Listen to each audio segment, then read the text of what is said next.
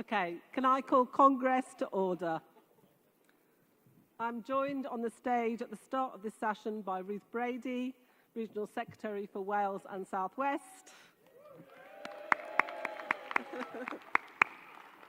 and Hazel Nolan, Regional Secretary for North East, Humber and Yorkshire. Oh, Yorkshire and Humber. Getting it round the wrong way, sorry. Please remember to switch off any devices or have them turned to silent. And two announcements. Somebody has left their glasses in the women's toilets. If you know who that is or they're yours, please, they're with me. And also, I would like to welcome Mark Brooks of the Utility Workers Union of America to the hall. I'm not sure where you're sitting, Mark, but you're very welcome. It's our pleasure to have you with us. Thank you very much. A number of motions and rule amendments that had been due to be debated this afternoon have been withdrawn, so we may finish this session slightly early. That is a may, okay? Fingers crossed. I will advise of motions and rule amendments have been withdrawn as we go through the session. I will now ask Karen Dudley to move Standing Orders Committee Report number 2. President, Congress, Karen Dudley, Standing Orders Committee Chair, moving SOC Report number 2. Withdrawn motions. The SOC has been informed that the following motions and rule amendments have been withdrawn. Motion 2, previous motions submitted, from London Region. Motion 6, dignity and fair pay for trade union workers, from London Region. Motion 7, senior leadership team of the union, from Midlands Region. Motion 10, sustainability and ethical future, from North West and Irish Region. Motion 20, regional boundary changes, from Midlands Region. Motion 68, Morning Star attacks on trans rights, from Wales and South West Region. Motion 42, the police force, from Southern Region. Motion 149, a national social care service, from London Region. Motion 162, cost of living pay, from Wales and South West Region. Motion 163, ending low pay culture, from Southern Region. Motion 180, change the way asylum seekers are processed to fill the skills gap in the UK, from London Region. Motion 222, bring local authority care provision back in-house, from North West and Irish Region. Motion 223, increase the threshold of savings when homeowners have to go into care, from Midlands Region. Composite 15, keeping pressure on Labour regarding social care commitments, from Wales and South West Region. Right. Rule Amendment 268 from London Region. Rule Amendment 270 from London Region.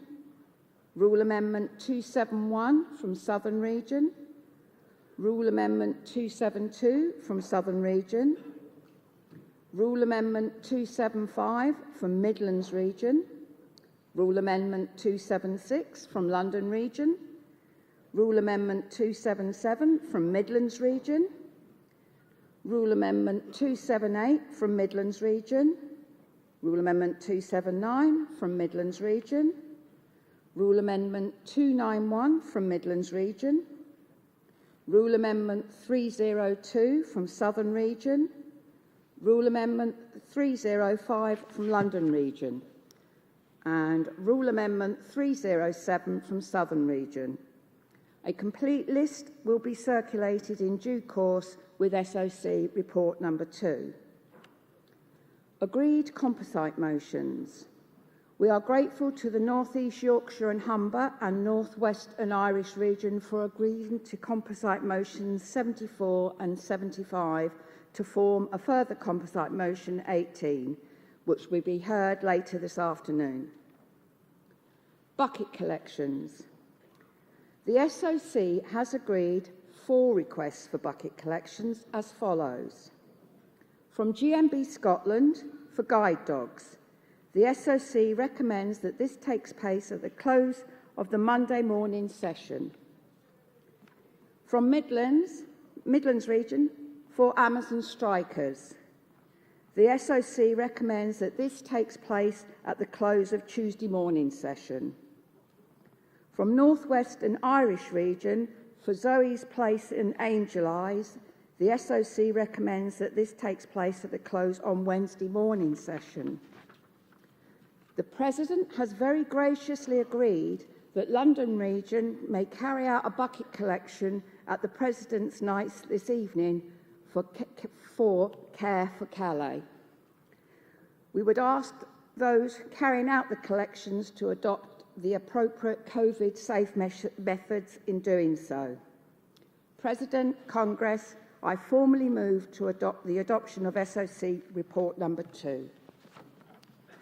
Thank you, Karen. Is there anybody who wants to speak in opposition to Standing Orders Report number 2? No? In that case, can I ask Congress to show to adopt it? All those in favour, please show hands. Thank you. Anyone against? That's adopted.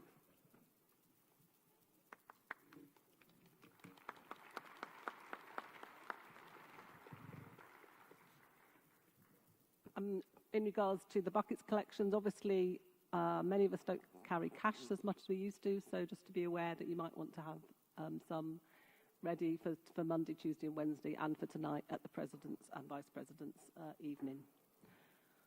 We will now play the regional campaigns videos for Wales and South West and North East Yorkshire and Humber, and please could the speakers of the CEC Special Report on our rule book, A Process of Change, be ready as they will be next on the next item of business. Thank you.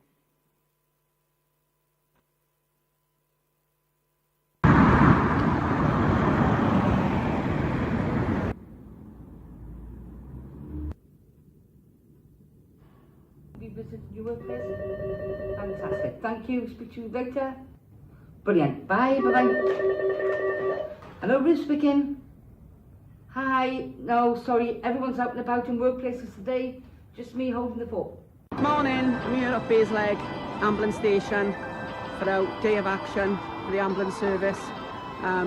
GMB, the TV programme, have been here for the last hour or so doing interviews. Nick Dixon is at Baselegg Ambulance Station. You rejected the last offer about a month or so ago. How do things stand right now?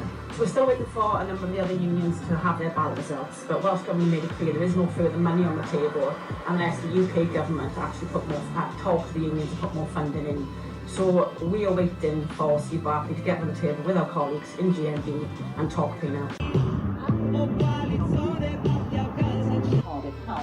Yes, as he said, it is only the GMB Union members striking today, but that still meant only half of the ambulance staff across Wales have been working as normal. The other split between those out on the picket line and those paramedics responding to only the most urgent calls. There have been enough calls that at times this picket line's dwindled down to just a couple of people. Unfortunately, all the members have had to go. They've all jumped on a vehicle and responded to emergency calls. Yeah, we can have a quick chat with the GMB Union rep who's on the picket line here, Tim Northover. We're currently facing the highest levels of vacancies in the service, the worst waiting times at A&E departments. Our members can't do their jobs effectively because they often find themselves stuck outside A&Es all day. But you're asking for an inflation or robust pay rise. So you're actually expecting that in the current climate? When it's affordable, I haven't seen any data to suggest that a pay rise for these essential workers would damage the economy.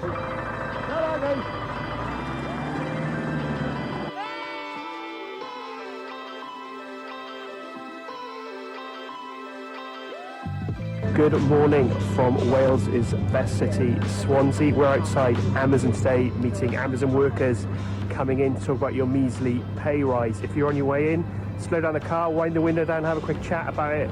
A good positive afternoon today, Nick. A lot of people have stopped, a lot of people have taken flyers off us. Fencing has been erected around the entire site, and we just wonder, is this to keep the union out, or is this to keep the associates from coming out to see the union? And we've just been asked to move off Amazon property in Swansea, and the colleagues are here. We were asked to move away from that line to here. Colleagues, well done. Adi here, reporting from the Amazon bus. We're on the way to site, but which site are we on the way to? Try winning at being the best retailer for paying your staff a great wage.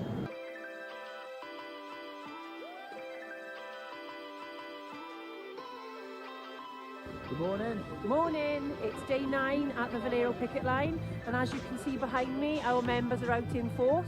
The temperatures may be low, but the morale is still very, very high. Massive turn of the game.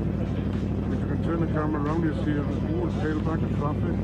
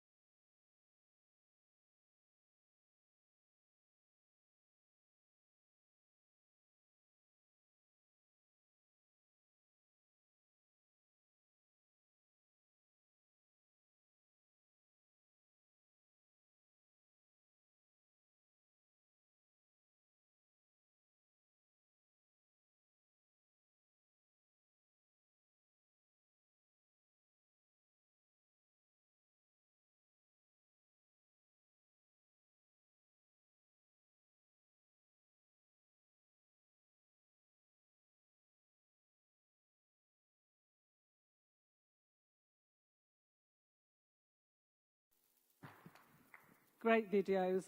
Well done, Ruth, Hazel, your staff, but mostly the members who have taken those actions, and we're certainly lighting some fires in those 2 regions and look forward to the next videos to come. Thank you.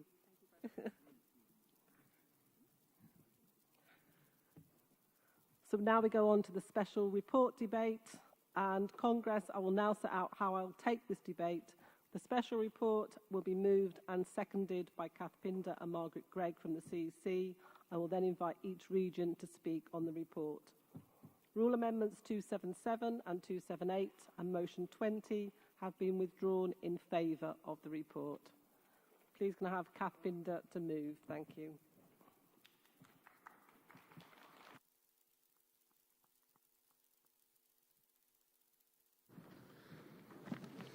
Congress, President, Kath Pinder, CEC and Manufacturing Member, Member of the Rulebook Working Group, and proud President of the North East Yorkshire and Humber region. Moving the CEC Special Report, Our Rule Book, A Process of Change. Firstly, I would like to thank the many branches who submitted rule amendments to Congress this year. There were many proposals which we have incorporated in the Special Report and CEC rule amendments. I hope we have captured the spirit and good intent, those rule amendments, which only seek to improve our great union. All that we do stems from our rule book. It sets out our aims and values, our hopes, our aspirations. It protects our rights as members and seeks to extend those rights and proclaim our values across wider society. It is inclusive because ours was the first general union in 1889, one that sought to bring in workers, both men and women, who had been previously excluded from trade unionism and being told bluntly that they were marginal and unskilled and so were incapable of organisation.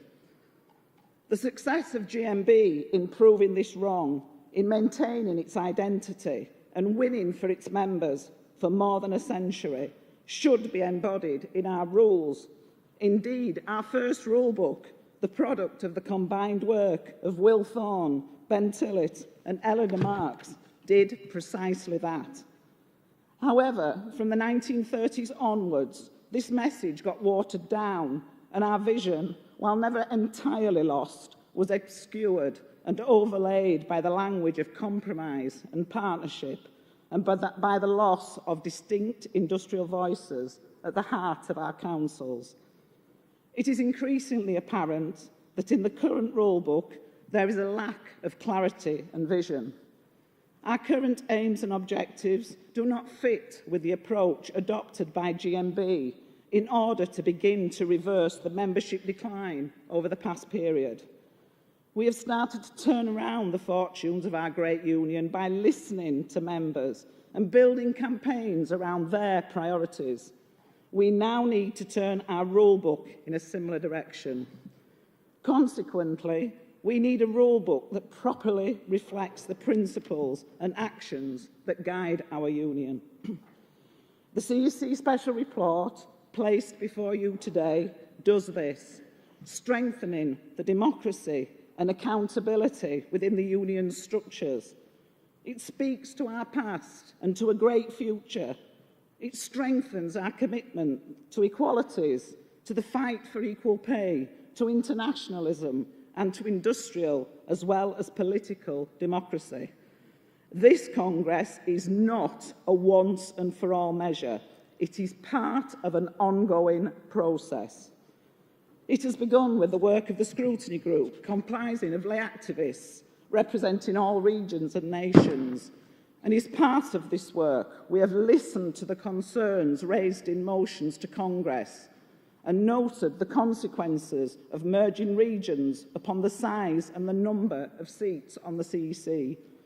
We have listened to the voices from the grassroots, expressed during tours conducted by our General Secretary, President and Vice President over the spring, over the need for greater industrial democracy, industrial focus, and the representation of industrial members across the GMB structures. Further amendments will be brought to Congress 2024. In order to bring these new industrial voices into our debate, it is proposed that 4 new industrial seats would be created for each regional council, and that 2 new industrial reserve seats would be created per region on the CEC. This will not affect any existing provision of CEC seats. At the same time, we are now looking to move from 3 to 2 industrial sections, dividing between public and private service sections, and providing continuing recognition to the fine manufacturing sector, which was promised as part of the Unity Union's transfer of engagement to GMB in 2015. Congress, it is important that GMB is honouring its commitment to our merger partners. It is also important to recognise that if we do nothing, our CEC would look very different. After the merger of regions approved by Congress in 2022, our regions reduced from 9 to 7. This has a potential impact drastically upon the number of our CEC members, reducing them from 61 to just 53. This would put our levels of lay representation significantly below those enjoyed by comparable unions such as Unite and Unison. As a member of the CEC, as a member of a merged region, and as someone who puts the rights of lay membership first and foremost, I have to tell you, Congress, we cannot permit this to happen. Instead, as proposed in this special CEC report, through limited and targeted measures that touch no other existing arrangements for selection or election, the CEC is recommending that we increase the number of elected seats in our Executive Council to 60 through the adoption of these reserved industrial seats. This will necessitate a change in the electoral cycle. We have taken legal advice and are happy to report that under the provisions of the 1992 Trade Union Act, we can extend the lifetime of the CEC for up to a further year. To do this, we would defer CEC elections until the first half of 2024, so that the newly elected CEC would take up office at the conclusion of Congress 2024 and would hold office for 4 years. Congress, this CEC has seen the Union through some dark days, but we are emerging into a new era, one of growth, of positive change, through organising and campaigning, and one where our members' industrial voices are heard loud and clear. It is only right and proper that we show our appreciation to the outgoing CEC, who have done so much to safeguard the dignity and to secure the future of our union. At the same time, it's only right that we equip the incoming CEC with the tools and structures needed to enhance the quality and the strength of our industrial democracy. Congress, our future is bright. Our future lies in our ability to respond to the needs and priorities of our members in a fast-changing world of work, and to channel their energies, insights and abilities in building the GMB. The proposals before you are a vital step along that path, retying the knot of our history and providing for our future success. We win when we are united. We win when we are able to speak with our members' collective voice. Congress, this CEC special report allows us to do just that. I wholeheartedly move this report and the related CEC Rule Amendments 1 to 7 contained in it as an important step forward, and as one that enables us to carry on our core business of bringing on the industrial fight to rebalance the world of work in favour of our members, and, in doing so, transform their lives and those of their families for the better. Congress, I move.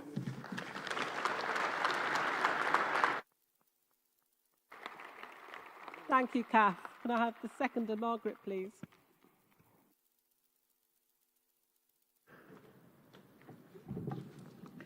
Congress President Margaret Gregg, CEC member and member of the Rulebook Working Group, seconding the CEC's special report, Our Rulebook, A Process of Change. Congress, staying still is not an option. The CEC report provides a sure means of guaranteeing lay members' participation in the governance of the Union, of focusing and amplifying our members' industrial voices, and of offsetting any shortfall of CEC seats occasioned by the merger of regions. It's all about gain. The gain in representation, the gain in industrial power, and the opportunity for regions to gain through setting and managing their own industrial priorities. It is also a gain in terms of the engagement of members within our own internal industrial democracy, breaking down barriers to participation and encouraging the distinct culture of work experienced by our members, whether in the care sector, in schools, hospitals, shipyards or nuclear power plants, to be reflected more fully across all our structures. The new reserved industrial seats will be targeted as determined by each region in order to reflect the industrial priorities of workers that are key to that region's concern. This gives the regions added agility and adaptability when seeking to develop their membership and to build their industrial power. At the same time, existing mechanisms for elections are being left untouched. As the saying goes, if it isn't broken, don't fix it. And this report touches only upon those areas of the rules which are creaking with the weight or age, which are no longer fit for purpose. Therefore, we have arrived at these changes through a period of consultation and lay member discussion. These proposals reframe our aims and objectives, ensuring that organising and campaigning are at the heart of everything that we do, just as we've seen from the videos. They articulate all that we think and feel, our enduring commitments to social justice, economic democracy, equalities and anti-racism. They define what it is to be part of the GMB, rooting us in the membership and the world of work, and capturing our pride and belonging to an organisation that is changing to meet the needs of the present, but which is growing and adapting, remains true to our eternal belief in the dignity and value of our members' labour, which provides the true wealth of the nation. Therefore, I have pride in seconding this motion that seeks to build upon our recent gains and achievements, confident that it will secure a brighter and better future for the union we love. I second. Thank you, Margaret. Regions are now invited to speak on the report, and I will go in reverse order this time. So Wales and South West. Speaker first, please.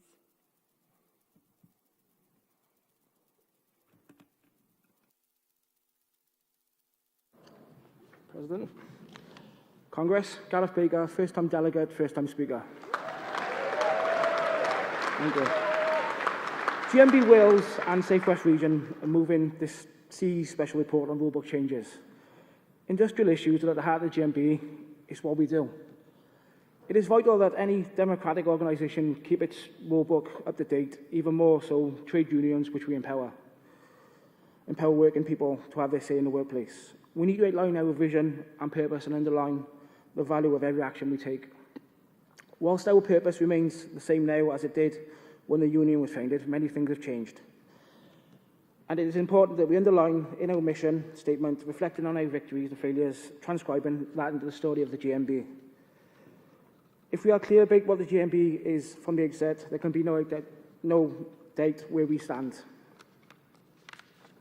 It is great news that we will have seats targeted at industries and sectors in regions, allowing for an understanding of industrial issues at the heart of the CEC decision-making process and the regional councils across the UK. It is imperative that we focus our energy and efforts in supporting our industrial campaigns to make work better. GMB needs to build around the workplaces and workers that we represent, not trying to force them into outdated structures. The changes to CEC structure imprints the requests of our industrial membership to the heart of our decision-making process. It will mean better decisions taken more frequently, which benefit our members. That can be only a good thing. Congress, private sector membership is too low, and that's bad for British workers. Too many companies in retail, finance, insecure work, construction, energy have extremely low density, and that holds back the wages and terms and conditions of our members and all our workers. The 21st century will not be won by building public sector membership, though important. It will be won by building a membership in private sector, and Congress by reorganising into two major sections, public and private. We will be able to better focus our resources on building the union. Congress, these changes are important steps to ensure that GMB in the 21st century is making changes and winning for our members. Thank you. Well done, Gareth. Southern Region speaker, please.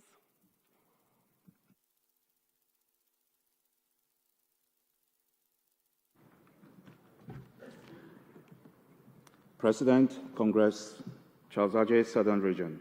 Speaking in support of the CEC Special Report, our rule book, A Process of Change. We note that the Special Report outlines the reasons for this change and describes it as an ongoing process that seeks to strengthen the democracy and accountability within our structures. We welcome this, which, in our opinion, has been long overdue. We also note that although this is a start, it would ensure that participation in, it would ensure that the rulebook is more accessible and would ensure participation in our internal democracy of our union. And it gives the opportunity to regions to elect from the two proposed strands, the private and the public. The proposals outlined in the report are worthy of note, and Southern Region supports the proposal. Thank you. Thank you, Charles. GMB Scotland.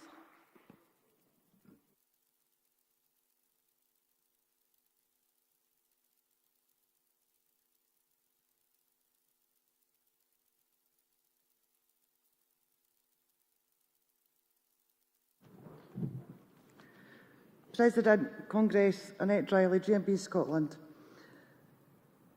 Congress, GMB Scotland supports the recommendations of the Special Report on the Rulebook Changes, a process of change. Over the years, there has been piecemeal changes to the Rulebook to improve the internal structures of our union, but piecemeal changes do not address the challenges that members in our union face. At times, members have struggled to participate in their branch, in their council, and under regional committees. Our union's procedures and decision-making forums have not been accessible nor transparent enough. We can and must do better. To have members' priorities at the core of all the work of our union, members must be able to drive their own priorities from branches right through to CEC. We have entered Congress at a significant time for our union. We are one of the few unions in the UK which is genuinely growing. This is because of reps and staff are listening to what members want and building campaigns around their needs. We've achieved incredible wins as a result, from recognition of Apple in Glasgow to Amazon strikes in Coventry and equal pay victories up and down these islands. Members are driven the change in the workplaces, but they've also got a bigger part to play in driving our union at every level. That will take time and an active involvement of its mass membership will get it right. The Special Report is one of the first steps to that path, and putting members front and centre will do it all. GMB Scotland supports the Special Report. Thank you, Annette. Northwestern Irish Region.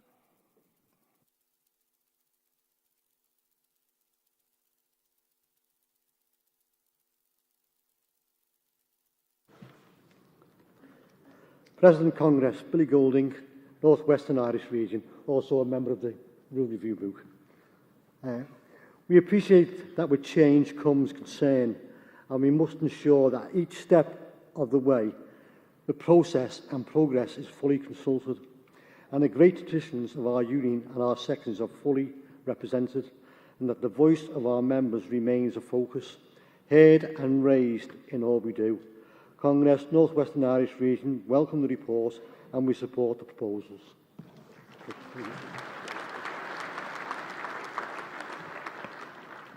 Thank you, Billy. North East Yorkshire and Humber. I got it in the right order that time.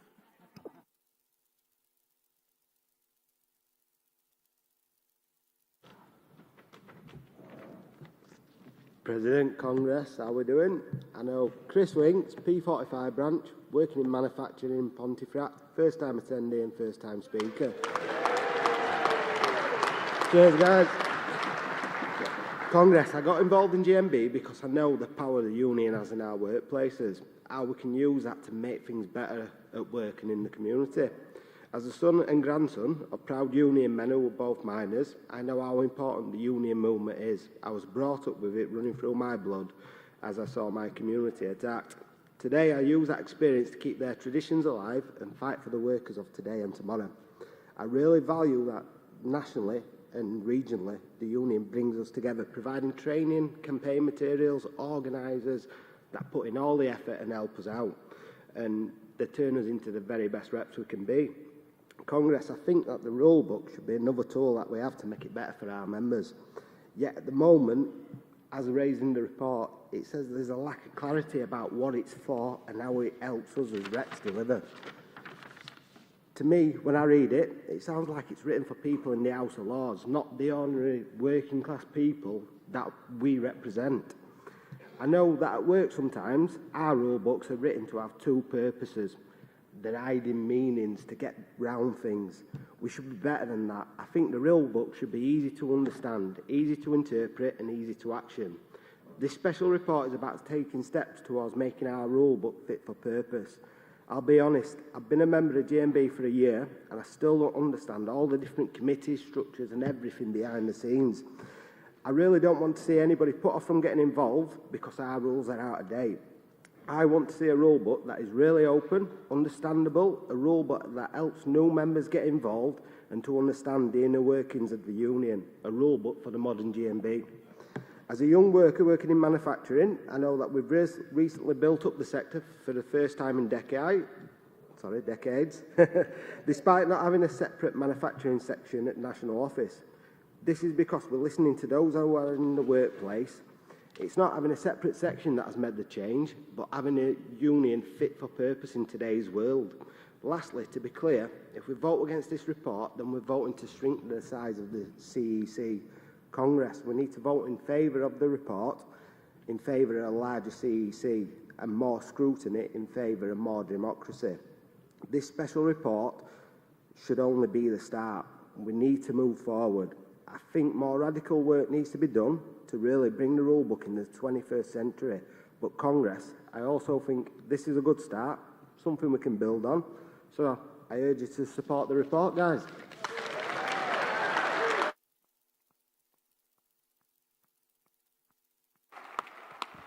Well done, Chris. Thank you. And Midlands region.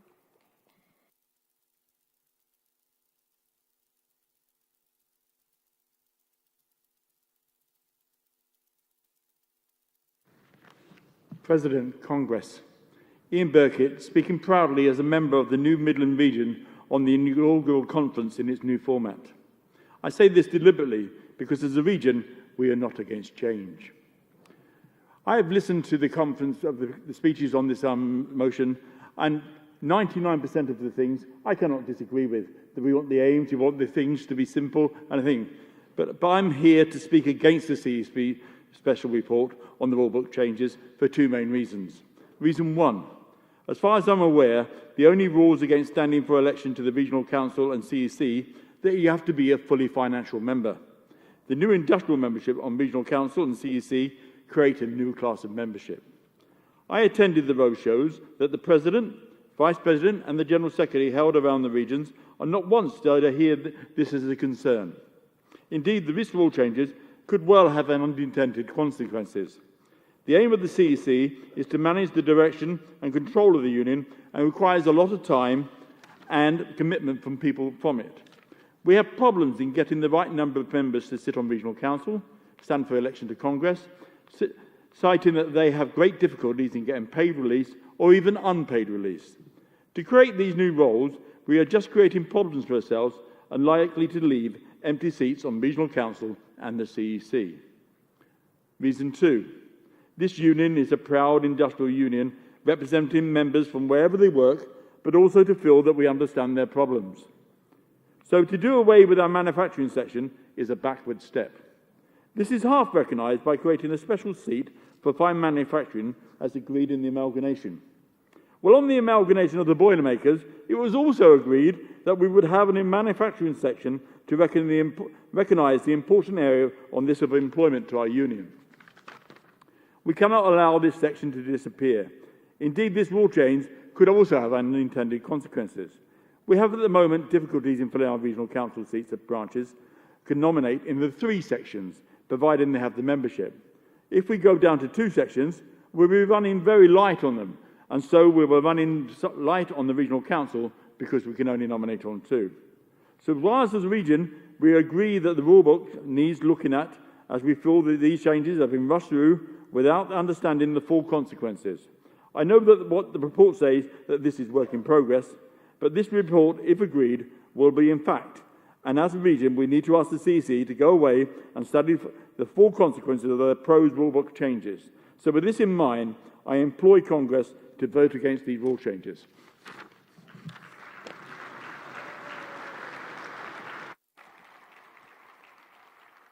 Thank you, Ian, and London Region.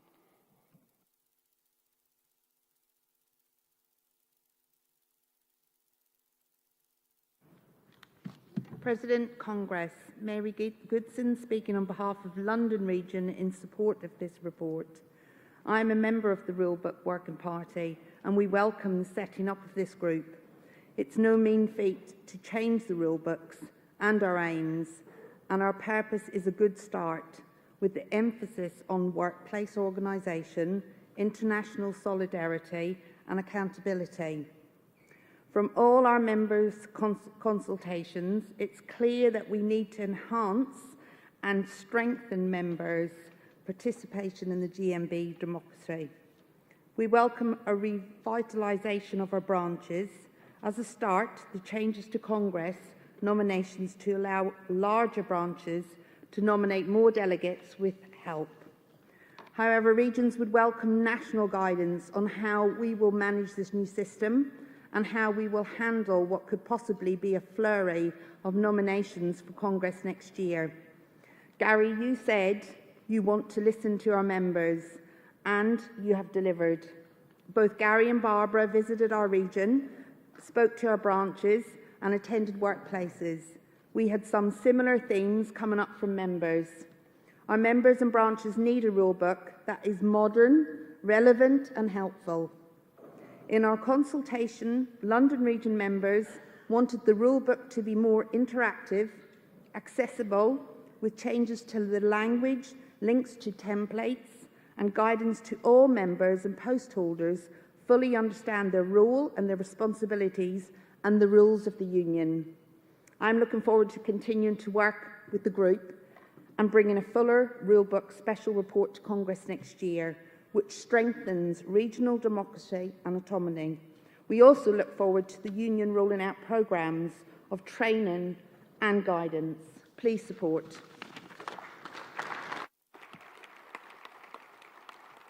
Thank you, Mary. Because there has been an opposition to the report, I'll ask Kath Pinder to come back and make the right of reply.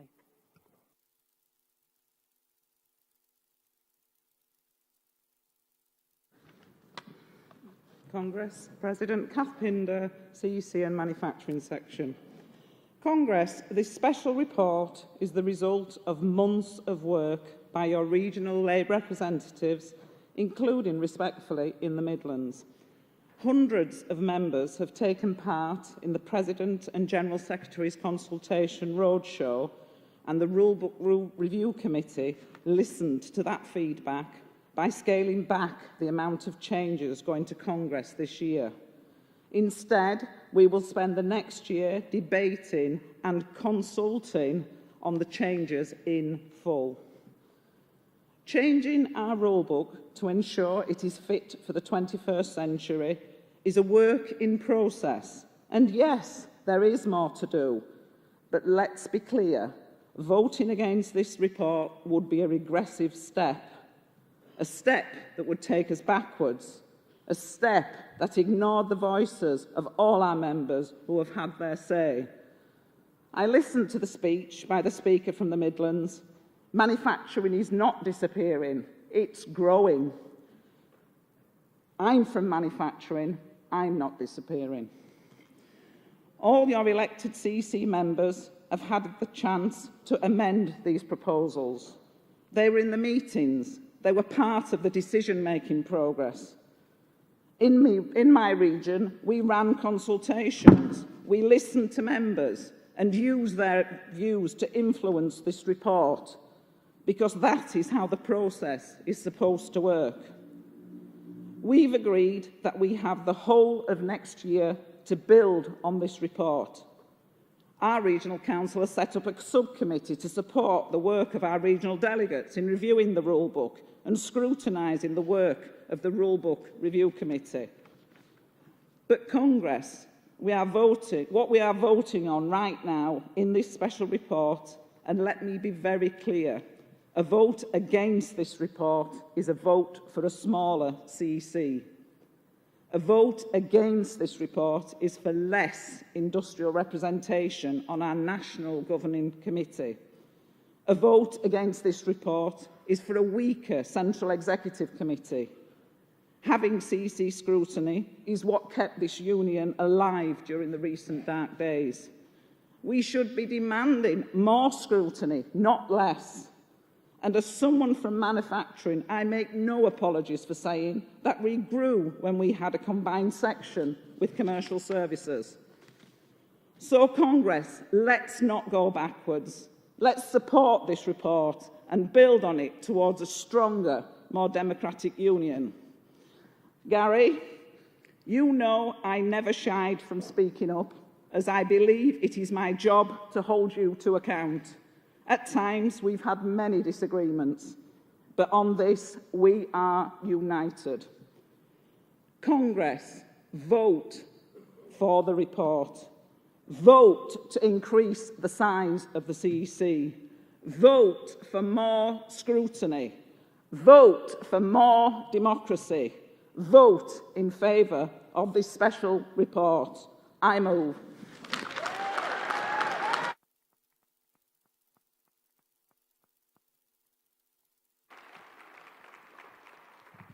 Thank you, Kath. I now move to a vote on the special report. All those in favour, please show. Thank you. All those against? Are there any abstentions? No, that's carried. Thank you. And can I also say thanks to Steve Short and John Callow, who are on the platform with me, who have led the work on this special report and the rule book change. Thank you. I've been asked by the SOC to make an announcement that Rule Amendment 286 and Rule Amendment 298 have been withdrawn by the regions and will not be debated. This was admitted from Standing Orders Committee Report number 1 this morning by mistake. We now move on to Section 5, Union Organisation, Representation and Accountability, and to the debate on Motion 25 on revitalising branches.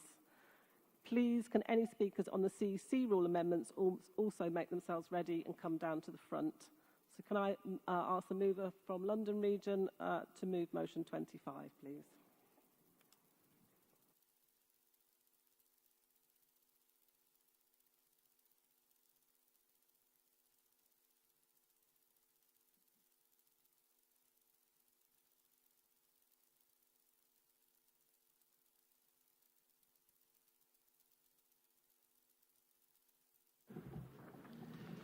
Madam President, Congress. Adrian Storr, London Region, move a motion 25 on revitalising our branches. Congress, I have been a branch secretary only for 1 year, but there has been many people it's been for years. And I have worked hard in my past year to grow my branch and make sure all my members fully participate in the democracy of the Union. Our motion mentions past Congress reports. In 2014, Congress set up the Branch Review Working Party, looked at the branch recruitment and branch meetings, and produced a template for a model branch development plan. It also recognised that branches can determine their own officers' positions outside of core positions. But are branches aware of this? In 2015, the Branch Review Working Party reported on surveys and looked at non-member control of branches and drafted a branch secretary's handbook, which is still on the website unchanged. We still have branches who are not recruiting, not submitting branch plans, not meeting, not submitting motions or nominate delegates to Congress or Regional Council, not filling all their core rulebook positions. Our motion is asking us to encourage members to feel part of their branch, be active and participate in union democracy, campaigns and structures. This may mean acknowledging that some branches struggle to hold meetings and so need help with online meetings. Congress. The world of work has moved on and we need to move along with it. Over the past year, our region has opened new branches in the gig economy, Every and Deliveroo, and in the community such as the Jewish faith workers. We need to embrace change. We are asking for a health check so we can assess where we are across all 7 regions. Congress, please support I Move. Thank you, Adrian. Seconder, please.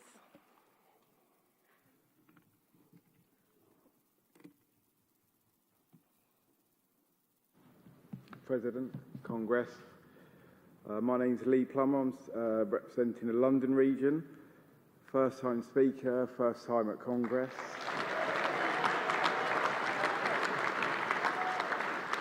Thank you. For Congress, I'm a new branch secretary and I welcome any training or assistance to carry out my role. Our region met with branch secretaries asking for training needs, and over the next few months we will see a programme of training in branch accounts, equality, TUPE, branch plans and political awareness. London region has taken the 2014 branch organising template and revived it by incorporating equality and GMB at Work initiatives, making a plan more user-friendly. We see a lot starting to happen and we welcome being part of the journey. We welcomed having a say in what we want to see in the rulebook review, but we also need some help to understand our role and share ways we can improve participation and activity. Our motion asks the union to take a fresh look at branches again, which we understand will be ongoing work of the rulebook working party. Let's breathe life into our branches and jumpstart some of the branches who need help. We are asking for a national health check to take place as the world of work, workplaces and the makeup of our branches has changed drastically since this was last done in 2014, 9 years ago. Let's make 2024, 10 years on from the branch report, a real celebration of our branches. Please support.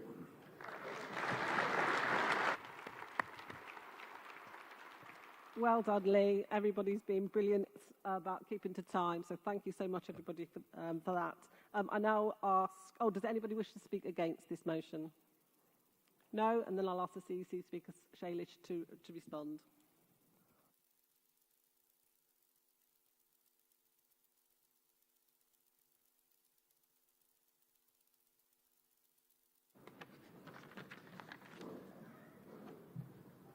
President, Congress, Shailesh Gaglani, London region, responding for the CSC. The CEC is supporting this motion with a qualification. In the light of the ongoing work undertaken by the Rulebook Working Party, the qualification is that the national health check that the motion calls for would be conducted through the Rulebook Working Group, which will form recommendation on the new rulebook to be brought to Congress 2024. Please support the motion with this qualification.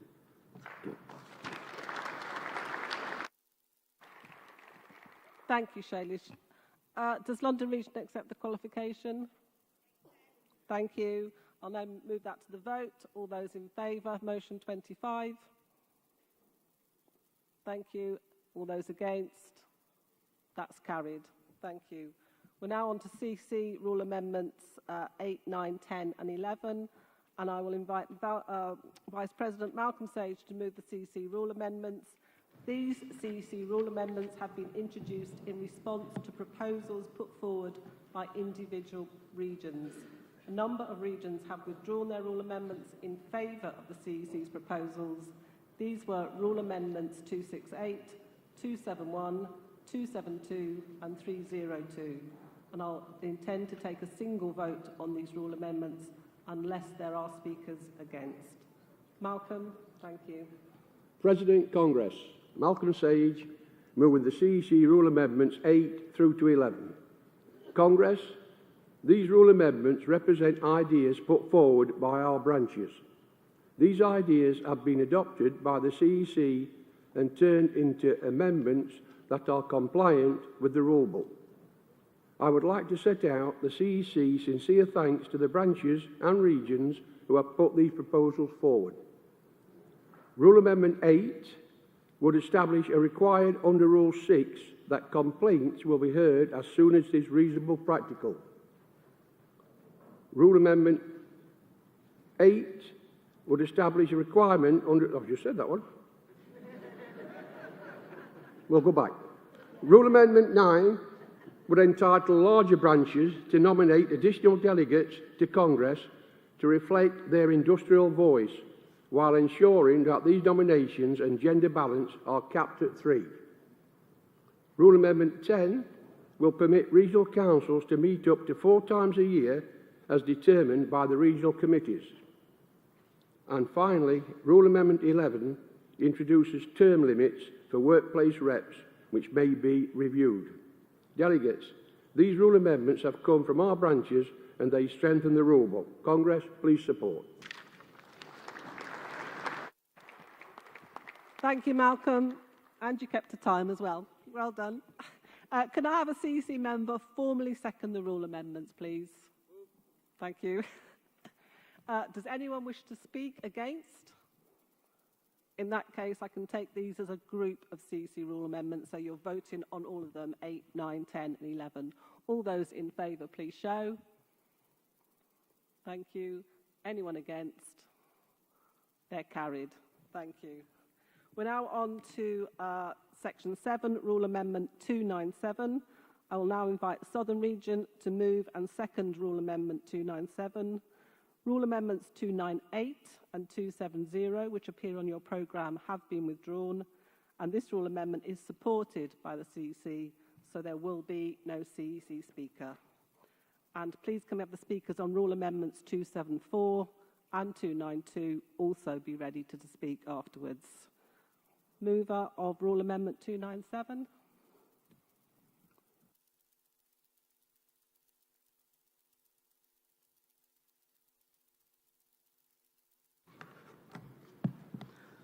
Hi there, Congress. Robbie Donnelly speaking on Southern Region on Rule Amendment 297. Under Rule 35, each branch is required to have a branch secretary, branch president, equality officer, race officer and a youth officer. It is also required for those roles to be part of the committee, except for the race officer. This rule amendment will correct that, so it will now read the president, the secretary, the equality officer, youth officer and the race officer will all be members of the committee. As a union, we should want a more inclusive committee, drawing on a race officer's input when developing a comprehensive and coordinated approach to tackling the obstacles and the barriers faced by their members due to their race and ethnic diversity. So let's not make a member jump twice by requiring them to stand for election for a race officer and then stand for election again to be part of the committee. Let's put it in the rule book that the race officer is automatically part of the branch committee. Thank you. Thank you, Robert. And the seconder?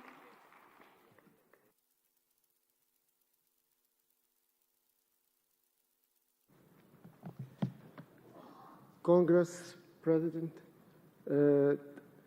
My name is Tom Batalha from the Southern Region. First-time speaker, first-time delegate. Thank you. Thank you. Thank you.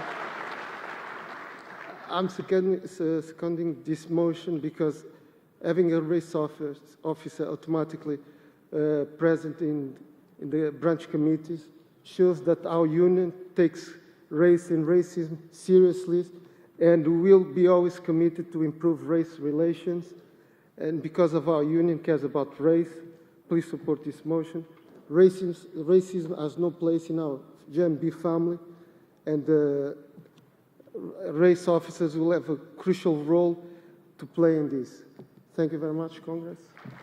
Okay. Well done, thank you.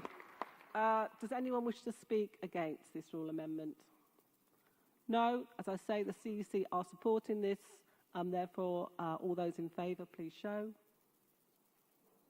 Thank you. Anyone against? That's carried. We now move on to Section 8, Rule Amendments 274 and 292. Southern Region are moving both rule amendments, and Goyle and Brinkworth will then respond for the CEC, and I will take, I think Malcolm will take a vote on each motion. Rule Amendment 275 also appears on your programme, but this has been withdrawn. Could speakers on this afternoon's equalities and inclusion motions also be ready to come to the front after this debate? Thank you. Can I have the mover of 274, please?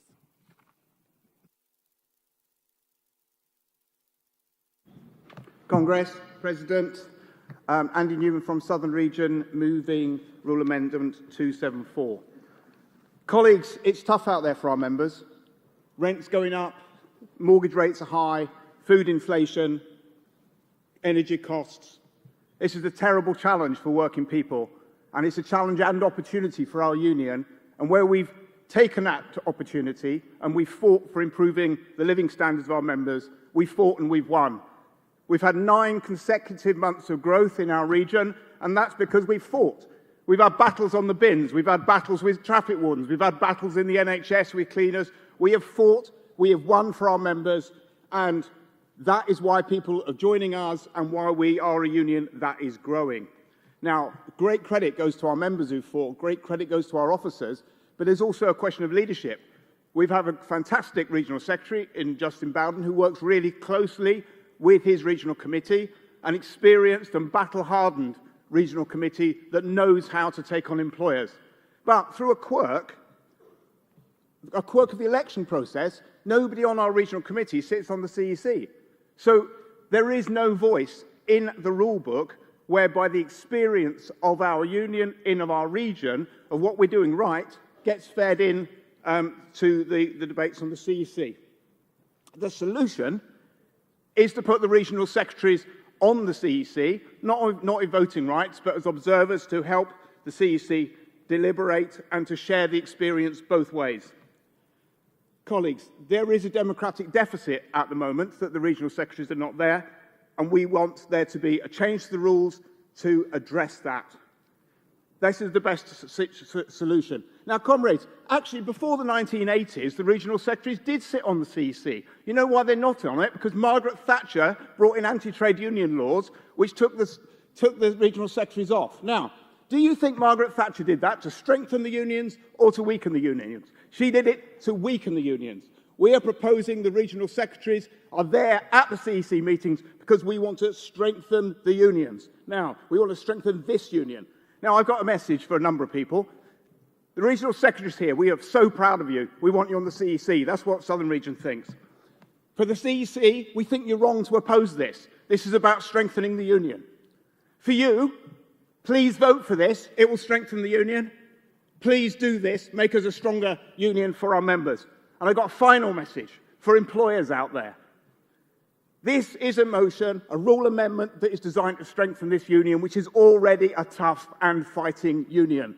If you're a good employer, you treat our members with respect, you pay them well, then we will work with you to make your business a success. But if you are an employer who bullies, who discriminates, who oppresses and underpays, then GMB is coming for you, we will fight you and we will win.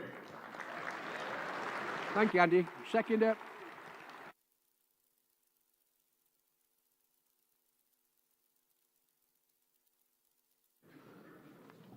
President, Congress, Troy Wright, Southern Region, first time delegate, first time speaker.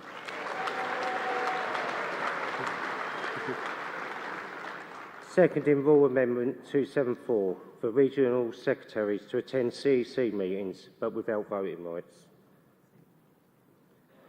This is a policy which has been debated at length in our region and which our members feel strongly about, as you've just heard. I am an operator in a nuclear power station, and in my industry, effective communications flow paths up and down within the hierarchy of the organisation has that vital importance. So I fully understand why the regional secretaries need to be at the CEC meetings. Our members deserve the best the union can provide, and with that, we need to put the best team on the pitch. We have fantastic, professional and dedicated regional secretaries, and I think they need to be at CEC meetings. Thank you. Thank you, Troy.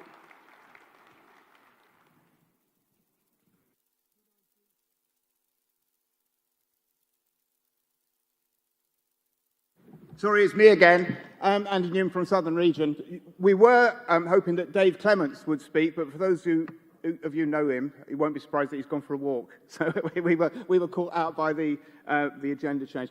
What I do know is that Dave wanted to make the point about this is a slightly different Rule Amendment 292, which actually puts attending the CEC into the rule book as part of the job description of regional secretaries. And the point that Dave wanted to make was that if you have a professional organisation like a council, a borough council, the directors and heads of service are there for the formal council meeting so that they can answer questions and they can inform the councillors. He makes the point as a delegate to the GMB's pension fund, it's the lay members and the employee members who make the decisions, but they are informed by the experts who sit advise them on the committee. It's absolutely vital that when the CEC is deliberating, that they have the experience of these most senior managers in the union who are there, who can inform them about what will and won't work, what is working, what isn't working, and how they can improve things.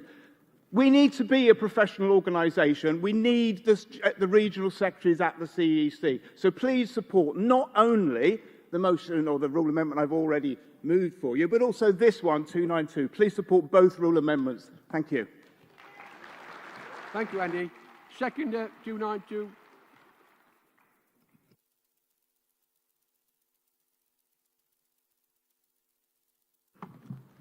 Hi, I'm Martina Judy de Bruxelles from Southern Region, seconding Rule Number 6, Amendment 292, to allow regional secretaries to attend CEC meetings as part of their duties.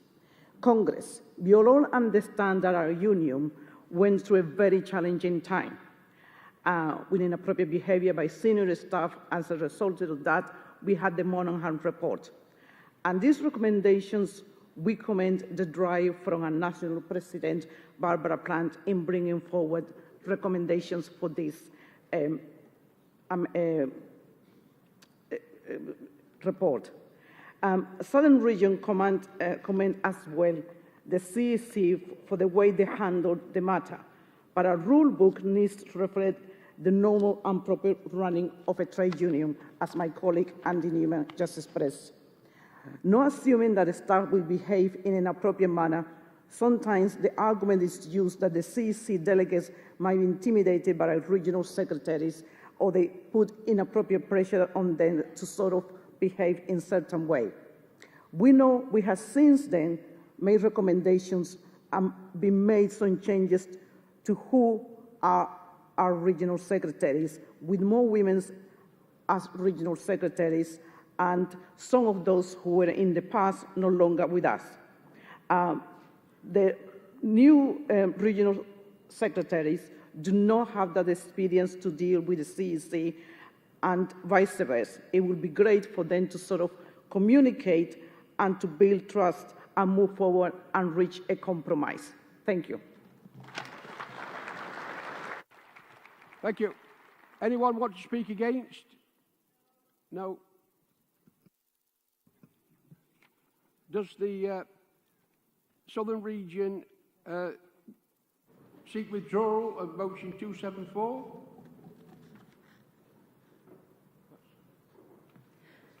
Vice President, Congress, Golan Brunkworth responding on behalf of the CEC. The CEC at its April 2023 meeting agreed standing orders and a protocol for the attendance of regional secretaries and other staff members at the CEC meetings. There was a series of detailed discussions on how to address this problem. During these discussions, we were mindful of the fact that GMB has accepted the recommendations of the Monaghan report, including that report's recommendation on regional secretary attendance at the CEC. A lot of work has gone into finding a balanced approach, and the CEC believes a good solution has been found. The CEC therefore believes that Rule Amendments 274 and 292 have therefore been overtaken by events, and that it should be for the CEC to determine attendance and speakers on an item-by-item basis. The CEC is asking that the Rule Amendments be withdrawn and that you oppose if they are put to the vote. Thank you. Thank you, Gwenna. No right to reply. Does the Southern Region seek withdrawal of 274? No. Does Southern Region seek withdrawal of 292? No. We'll now put those to the vote. The CEC are asking you to oppose 274. All those in favour, please show. Sorry. All those in favour of 274, that you're asking to oppose it. All those in favour show. All those against?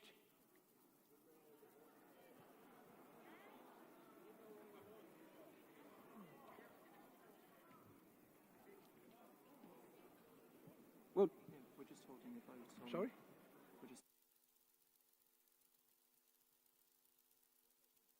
We're holding a vote now on 274, right? The CEC are asking you to vote against 274. So all those in favour of 274, please show.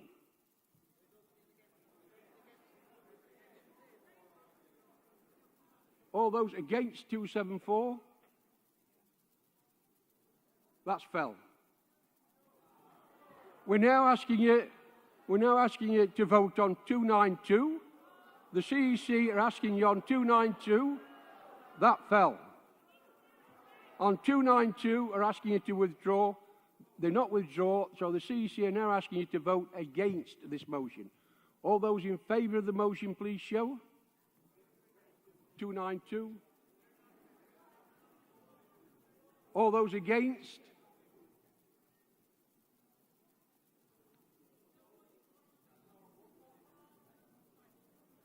I'll just check that again. All those in favour of 292? All those against? That's carried.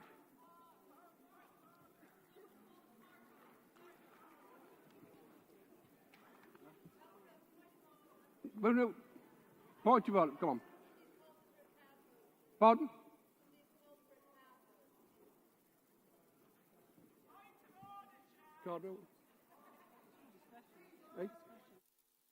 No, we've took the vote, and one failed, one got through.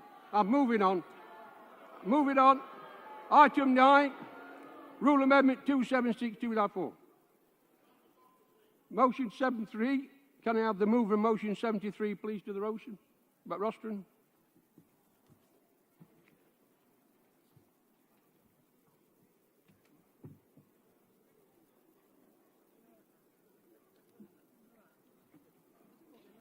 Hey? Oh, we moved on.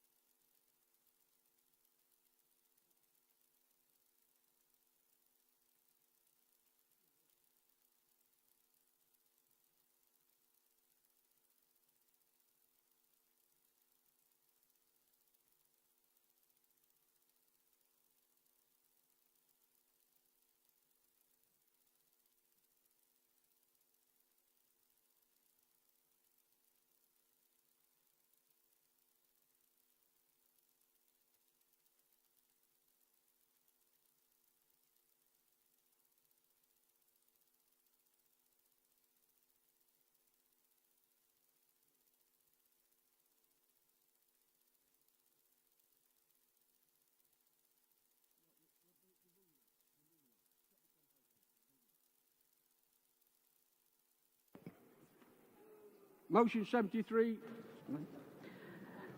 President Congress, Maxine Butler, Wales and South West Region, moving motion 73.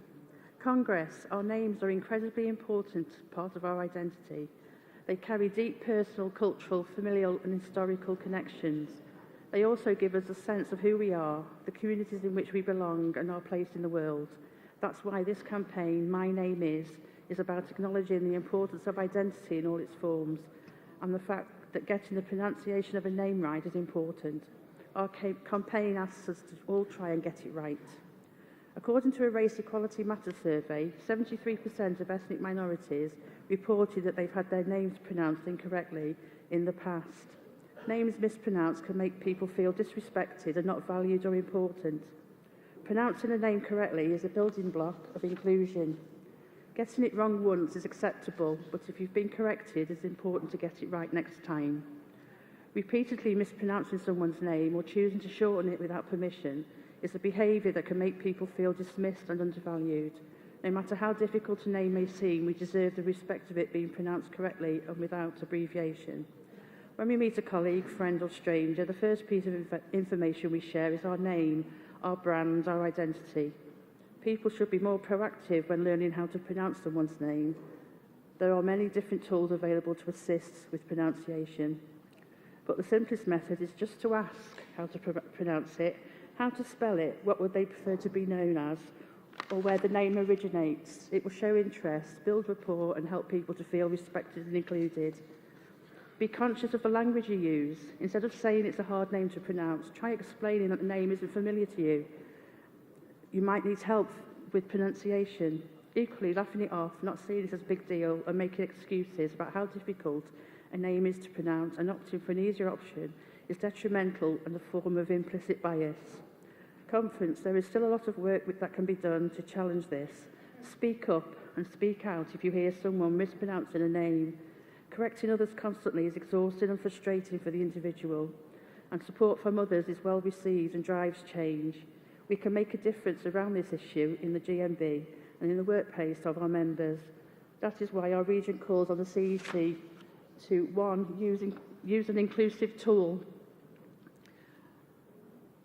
add phonetic spellings or pronunciation soundbites to all GMB email signatures, all communication channels, for example, meetings, social media, name badges.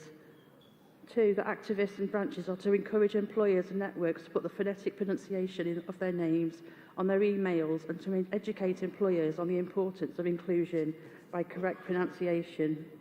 3, produce a campaign around what's in a name and become an affiliate of the Race Matters campaign, #MyNameIs. Conference, please support this motion. I move. Thank you, Maxine. Seconder.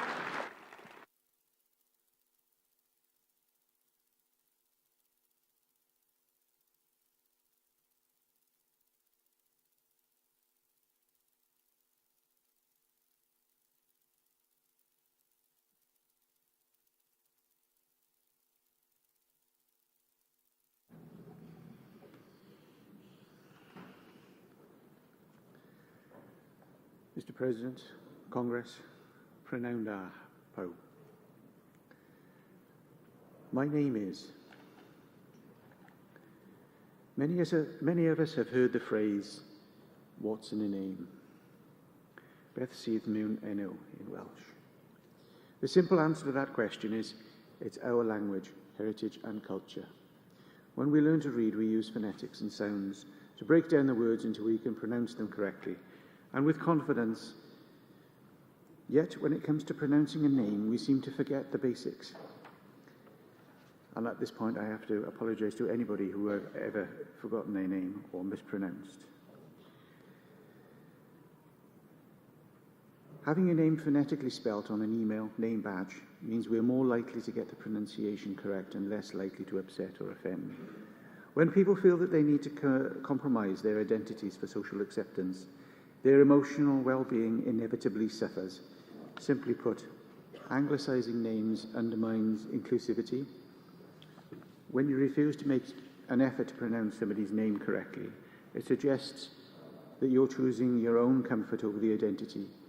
It shows their identity is not important enough to make the effort, and that makes your behaviour a microaggression. So how do we do this? Fair play, or chwarae teg in Welsh. Conference, we do this by using a tool developed to name shots.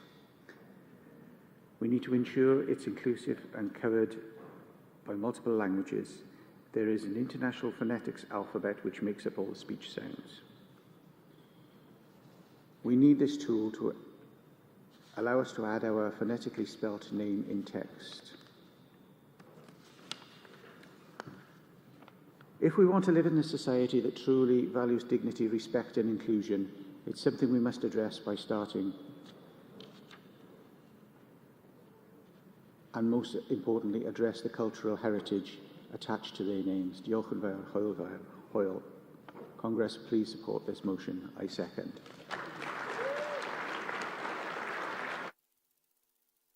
Thank you, Jonathan. Composite 18, North East Yorkshire Humberside.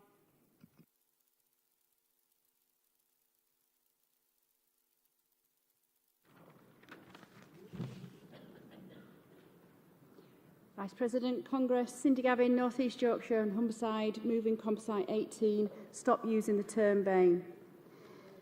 Thank you. This term does emphasise on certain ethnic minority groups and excludes quite a few others. The same ethnic minority groups that also face those negative disparities. The term BME originally had its roots in the idea of political blackness, used mainly in the anti-racism movement in the 70s, later evolving to include A for Asian. The use of BAME is problematic as itself and is used as a catch-all phrase which fails to recognise those individual identities and mask the differences between communities and their experiences. Let's talk about the B for black. A Western invention used as a shield against racism, a description for skin pigmentation to a group so vastly varied and various. I look across this room today and I can't see just one colour black. I see different shades. Again, going to the letter A for Asians. Not all of us emanate from the Punjab, for example. Not all of our parents arrived in the 60s or 70s. In this motion, we ask for our differences to be articulated, for more diversity and accuracy in how our communities are described. How you identify when it comes to your own race and your own ethnicity is your own personal choice. The report by the Race Disparity Unit found that where it is absolutely necessary to group people together from different backgrounds, we should say something like ethnic minorities. Inclusive employers no longer use this term. Even the BBC, for goodness sake, has decided they're going to try and not use it, and the government. Research carried out by the Sir Lenny Henry Centre for Media Diversity found a lack of trust around the term and that it can hide a lack of representation or overlook issues found by particular ethnic groups. Change doesn't happen overnight, we've seen that, but a collective long-term goal towards achieving better outcomes for all is in everyone's interests. Congress, in the GMB undertaking the asked in this motion, it's laying out a step in the right direction. I move. Thank you, Sydney. North Western Irish, second.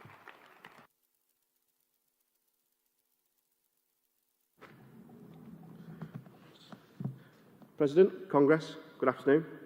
I'm James Keefe from North Western Irish region. I'm seconding Composite 18.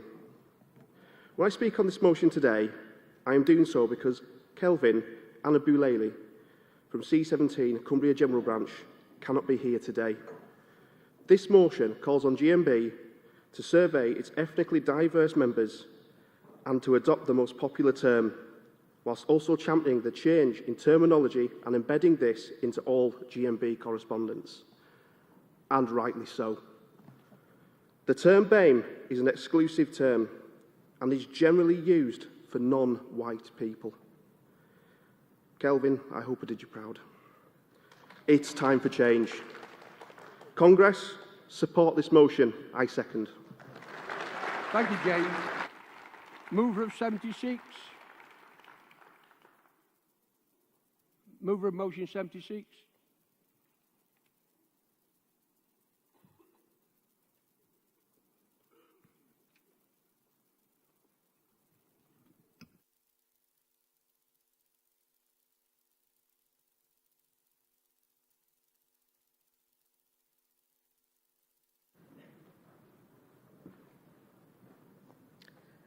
Mr. Vice President, Congress, Shireen Thompson, Southern Region, an AWOL returnee.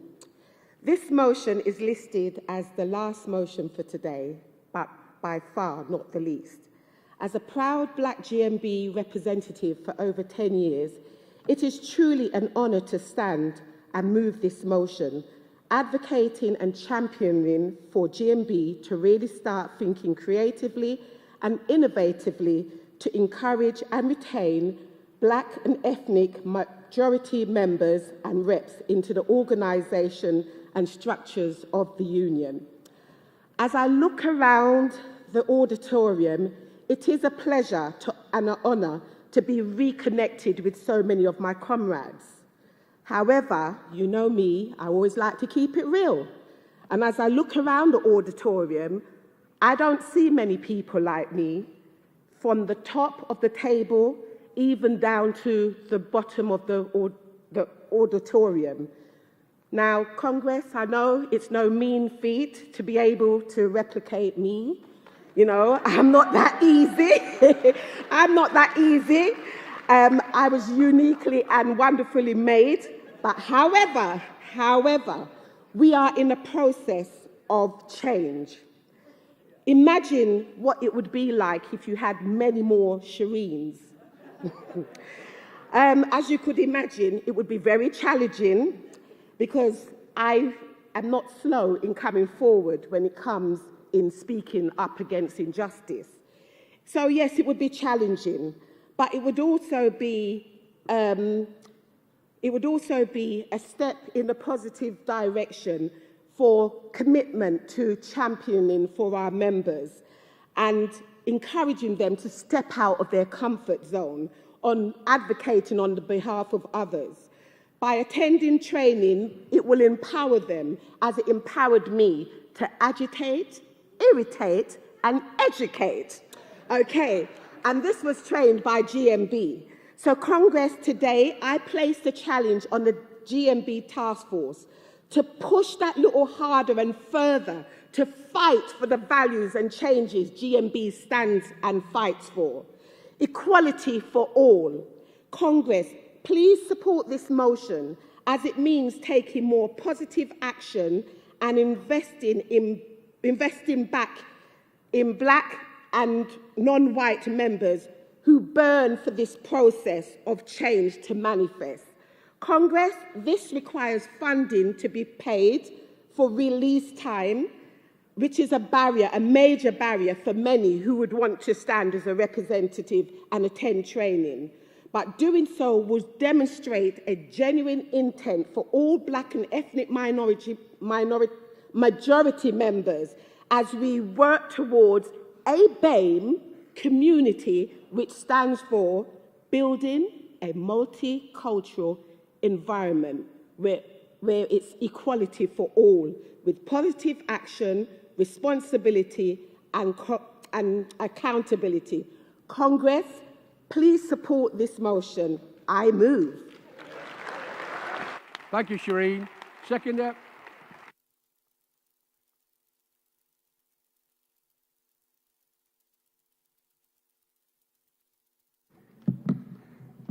Thank you. Good afternoon, Congress, President and delegates.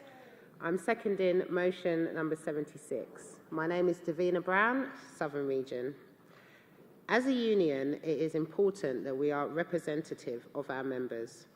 This accelerates and speeds up our position of power, providing equal access and encouraging training among lame members will increase our overall membership numbers, activity and commitment. GMB ensure that equality is at the forefront of everything that we do, making work and society a better, safer place for everyone is a part of our core values. Diversity creates effective decision-making, better opportunities for involvement, creativity and solutions, bringing richness to the workforce. The cost of living crisis, as with the pandemic, has had a disproportionate negative impact on minorities, or as I like to say, the global majority. We should bust the myths and demonstrate how we tackle inequality in our society. We must embrace and involve reps and officers who bring lived experience of oppression, racism, and injustice. This brings solidarity, and solidarity is all about sticking together, all of us, and this is a powerful core value of the GMB. Personally, the training I have completed with GMB has strengthened my role and abilities to support my members. It has opened opportunities for networking and further learning, such as the trade union and politics diploma. Sign up if you haven't already. Which is why I support this motion. I urge everybody in the room to do the same. Thank you. Thank you, Davina. Anyone want to speak against? No, I'll call on Elaine Daly to give the CEC response.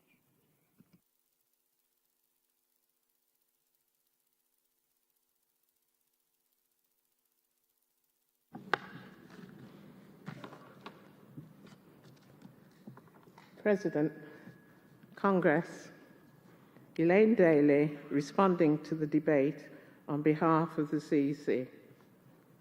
The CEC is supporting all these motions with some qualifications. The first qualification is that Motion 73 calls on GMB to affiliate to the Race Matters campaign. In line with long-standing practice, any affiliation should be considered firstly by the CEC Finances and General Purposes Committee. This is so that any financial implications can be considered, as well as compatibility with GMB's aims and values. The CEC fully supports Composite 18 on phasing out the use of the term BAME. GMB is committed to discontinuing the use of the term BAME. We know that many of our members do not identify with it.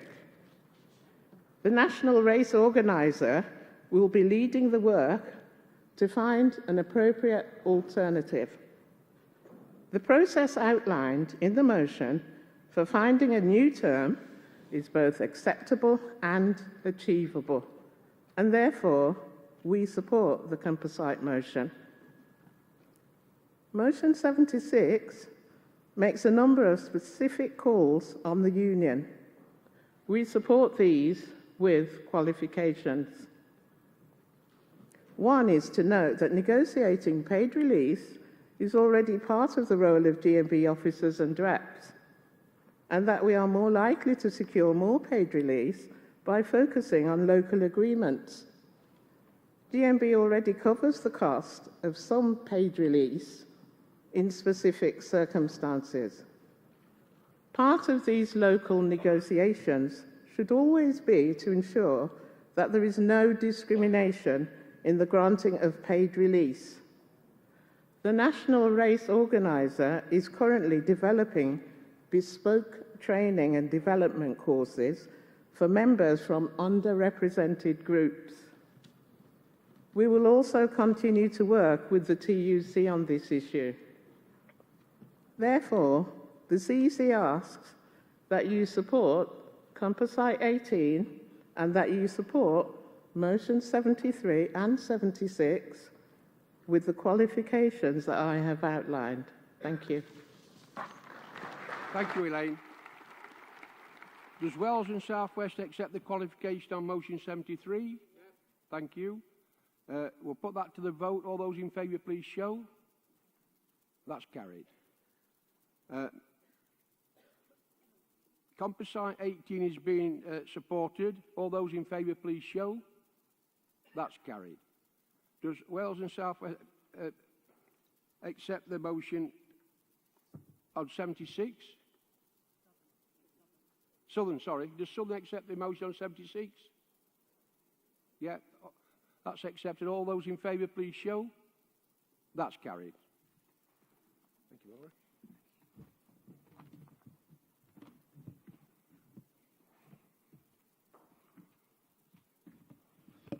Thank you, Malcolm.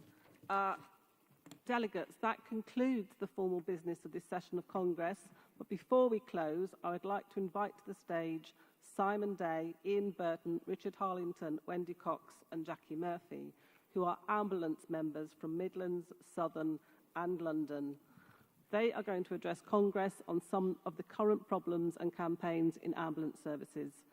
We all saw our ambulance members out on the picket lines over the winter, so please give them a warm reception. Thank you.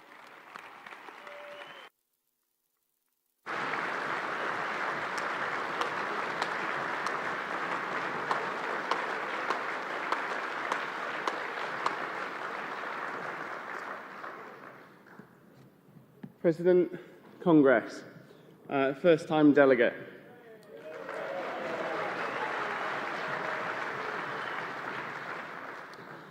I have now been working in the ambulance sector in various roles for the last 12 years. Assaults on ambulance staff have never been higher. GMB today announced in the press that assaults against ambulance workers have risen by 27% over the last few years, which equates to 9,500 assaults. GMB did amazing work to bring stronger laws and to protect our protectors. However, unfortunately, this only works if people are charged. And at this time, unfortunately, for many people in the ambulance sector, we do not see this. At least 5 ambulance workers are assaulted every single day in the truss. They are forced to return to work before they are ready due to pressures from management under sickness policies, without the regard for their actual welfare and needs. So many staff suffer from both physical or sexual assaults, which also result in traumatic mental health issues such as PTSD, and they get no real support from their employer. Ambulance workers deserve so much better than to be assaulted when they are just trying to help the public. We deserve to be protected from assaults. We deserve for assaults to be properly prosecuted, and we absolutely demand to be fully supported and treated with dignity. Thank you.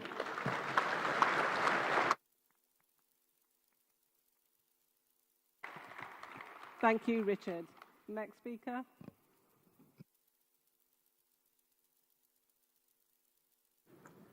Hello, President, Congress.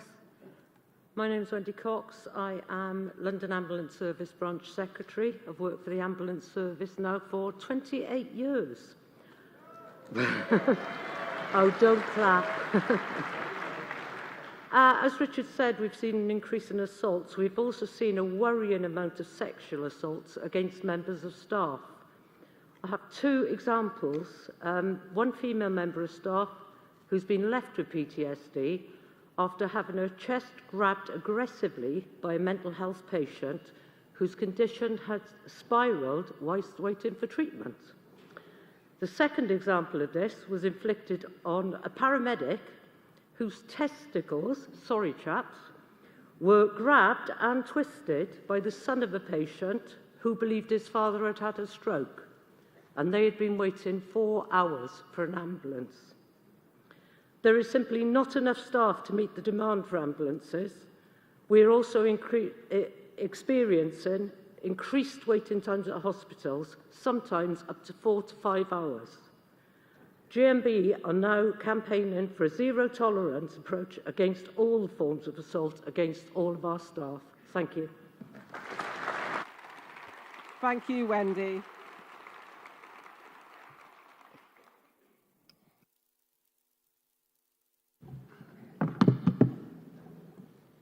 President, Congress, good afternoon. My name's Ian Burton, President of the East Midlands Ambulance Service Branch. First time I've been here, first time I've said anything in public.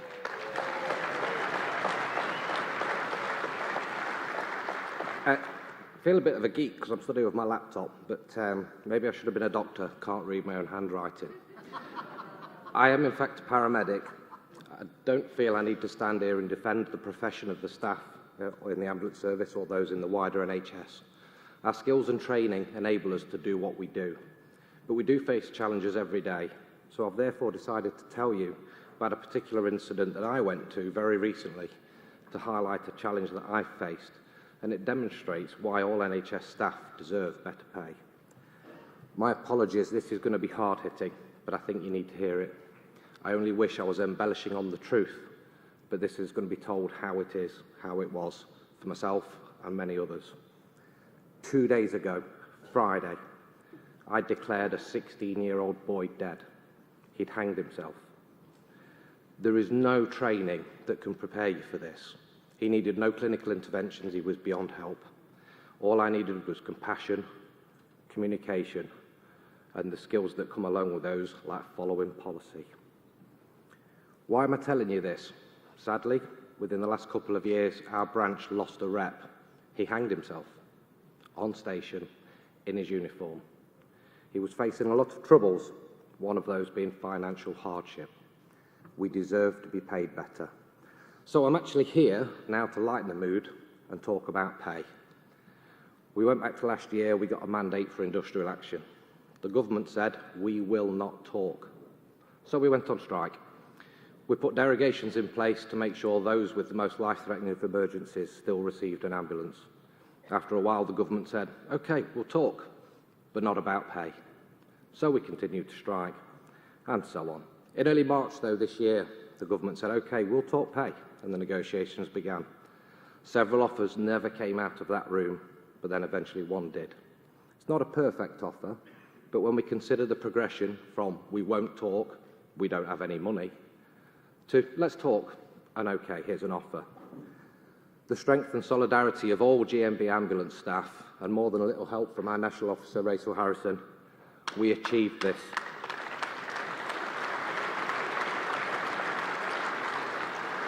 We should be proud. We should consider this a win, and we do deserve this. My thanks go to all GMB members within the ambulance service and those that supported us from other sectors. However imperfect the offer may feel, it is a win. We are proud. We did this. Thanks.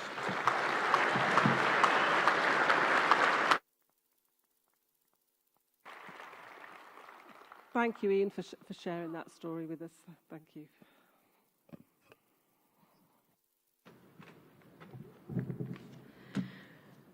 Good afternoon, President and Congress. My name's Jacqueline Murphy. I'm from the AO2 ambulance branch, which is in the Midlands region. This is my first Congress and my first time speaking.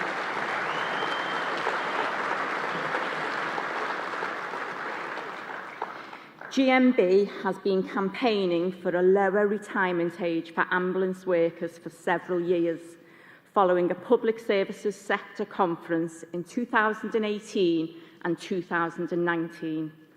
There is a motion to this Congress which will be debated later this week.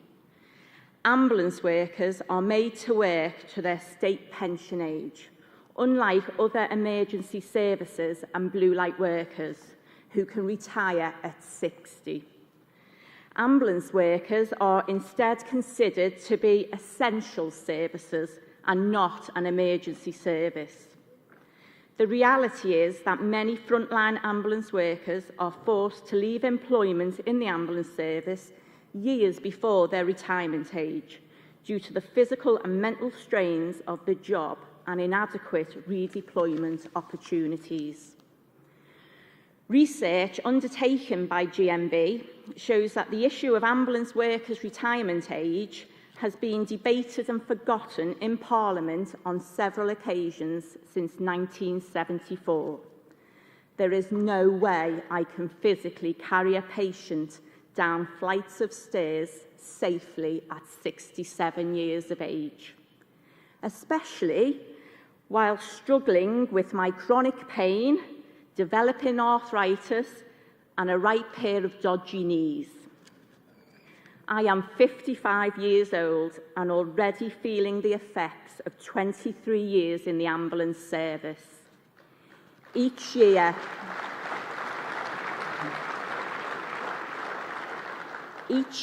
as I age, it gets harder and harder to carry out some of the more physical parts of my role effectively.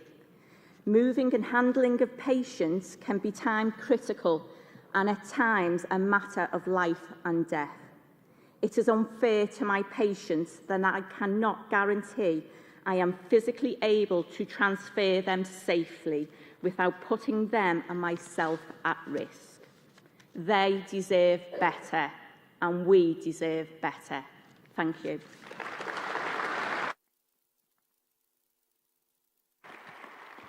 Thank you, Wendy. And then good afternoon again, Madam President, Congress. Simon Day, AO2, Branch Secretary from Midlands Region. As Ian told you, we won a pay award from the government after quite a number of strike events and strike action.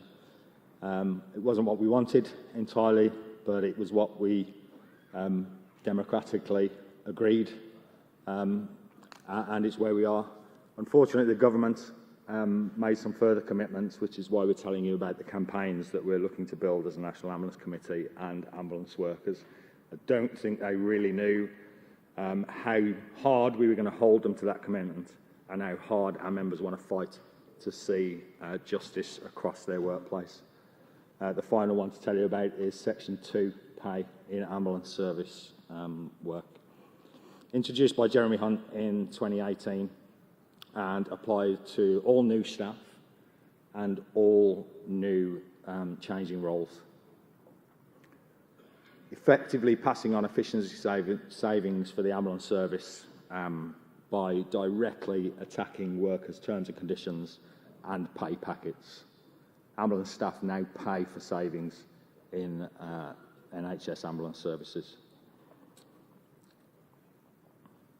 A national survey of our members just recently, that finished at the end of May, has confirmed what the National Ambulance Committee always have believed in regard to Section 2, that this attack on our terms and conditions has significantly stifled the progression and career development of our staff, financially punishes staff who go off sick, and has increased the number of inconsistencies in the application of terms and conditions between ambulance service trusts up and down the country, effectively reinstigating regional bargaining for terms and conditions because of the differences.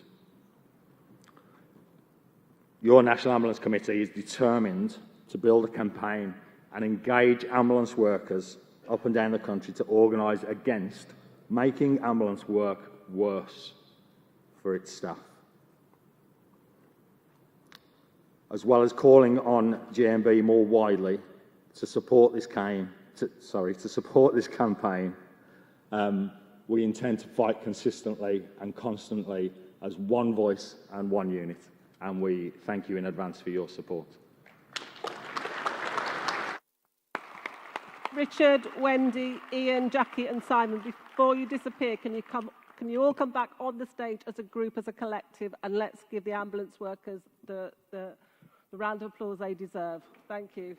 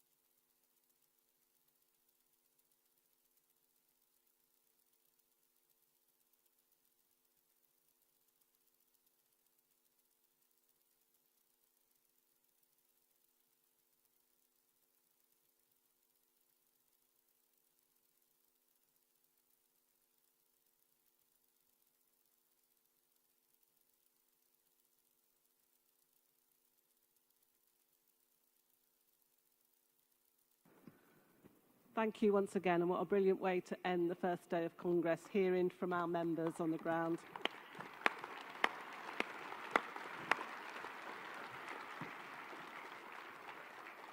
Before we conclude this session of Congress, can I remind you that anyone who holds a Congress credential is invited to the Congress President and Vice President's welcome event tonight in Audium 2, the East and West Bars and 2 Bar of the Brighton Centre, so you're back here. The event will start at 9 o'clock, and so you've got plenty of time to get ready and go out and eat. The dedicated entrance for this event is at the back of this building in Russell Road, and doors will open at 8:45 p.m.